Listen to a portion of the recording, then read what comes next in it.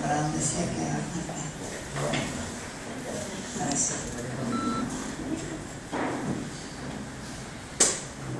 Entonces, buenas tardes y bienvenidos.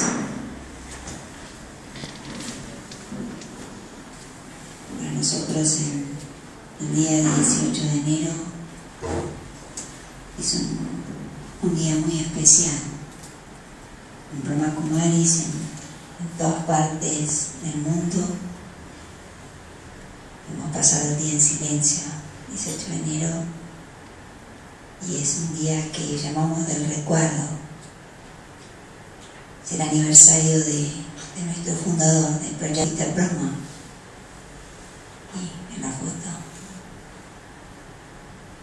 Para nosotros el 18 de enero es un día de experiencias muy poderosas,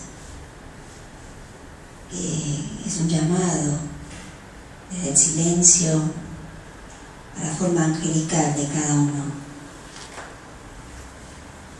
y nos conecta con una dimensión sutil del alma, en que la felicidad no tiene que ver con nada externo a nosotros. Lo que en hindi hay una palabra que es Atindriya Sukh, que es alegría suprasensorial. Y es la felicidad, es la alegría que viene de entender quién soy, para qué estoy, pero más aún a quién pertenezco. Entonces recordamos a Brahma Baba como un ejemplo de esta práctica. Es el día en que recordamos cómo él empezó hace 75 años, cuando enfrente no había nadie. Hoy Brahma Kumaris está presente en más de 130 países y tiene alrededor de 9.000 centros como este de actividades, donde la gente viene en forma abierta y gratuita, donde hay programas y profesores y cursos y retiros y tantas actividades que se ofrecen de forma voluntaria a la familia humana, sin importar el credo, sin importar las castas, sin importar las ideologías. Pero cuando Brahma Baba empezó, nada de esto estaba allí. Y poco sabría él para qué sería instrumento. Y era un hombre de familia. Brahma Baba venía de una familia, era hijo de un maestro de pueblo, y se convirtió en un empresario muy exitoso. Se dedicó al mercadeo de diamantes y de joyas, al diseño de joyas muy exclusivas, y eso lo conectó con toda la realeza de India. Como saben, antes de la república que creó Nehru, la India eran todos pequeños principados, pequeños reinos. Entonces Brahma Baba tenía muchos de estos reyes como clientes, y era una persona él mismo con mucha realeza. Y estaba casado, tenía varios hijos, y más o menos a los 56 años comenzó a tener experiencias espirituales muy poderosas. Y al principio él no tenía mucha claridad de qué estaba pasando, pero cuando la gente era socialmente muy respetado, muy querido, y en un hogar ejemplar. En India, en los años 30, las mujeres no iban a los templos como hoy van, como devotas o como turistas.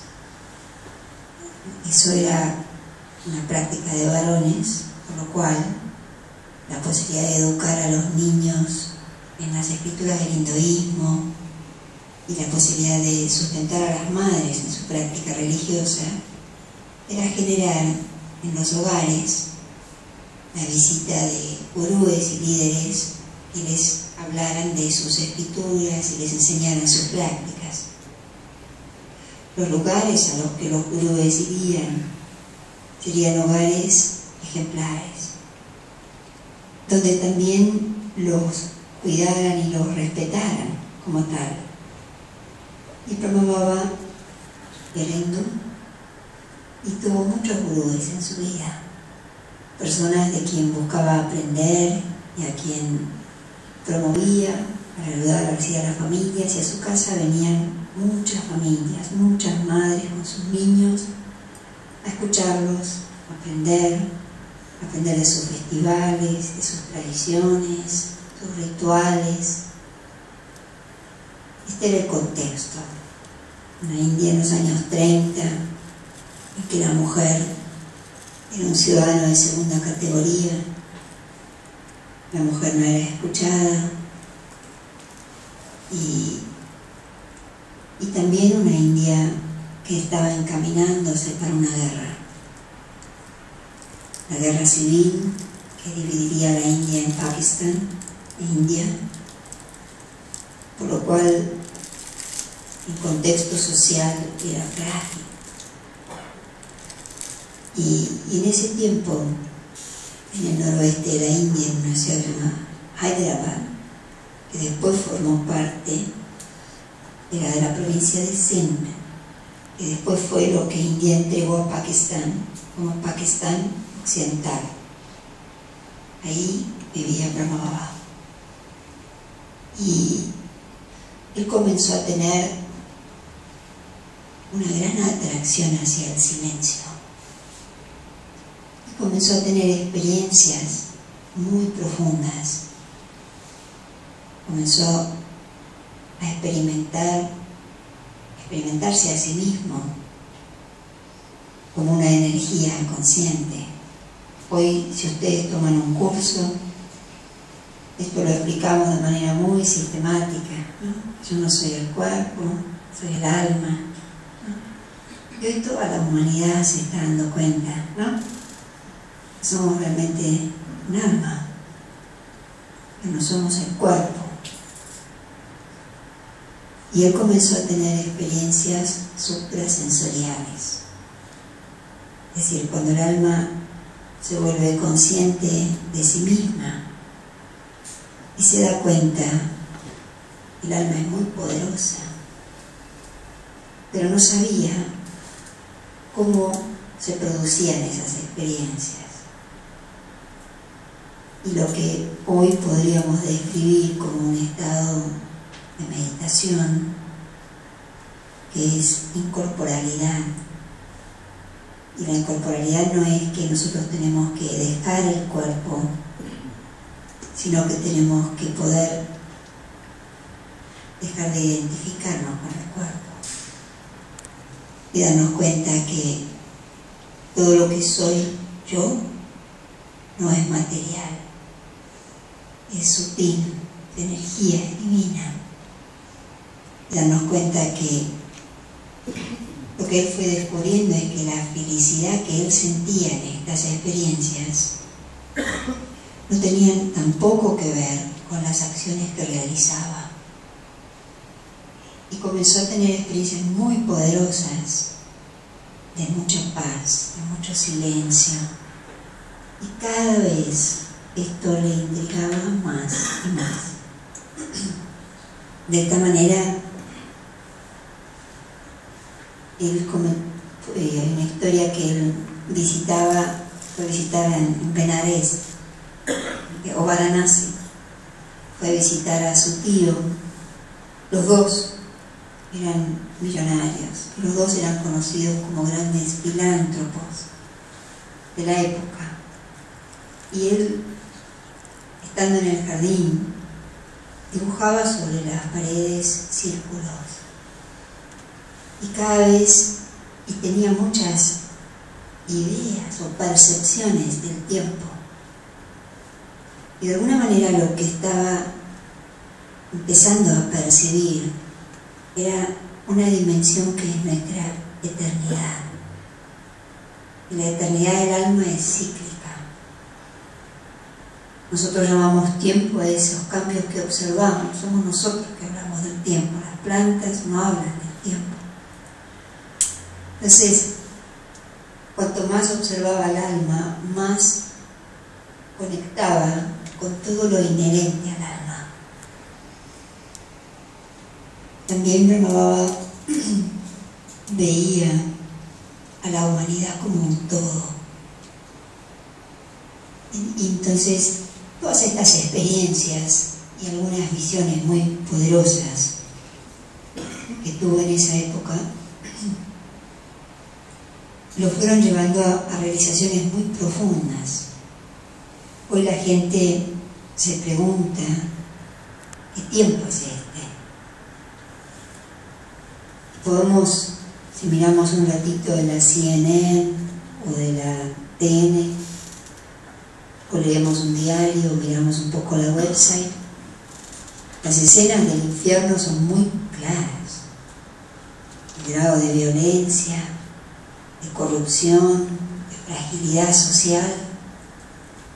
Y en esa época, a pesar de que India entraría en una guerra, y el mundo también entraría en la Segunda Guerra, pronto,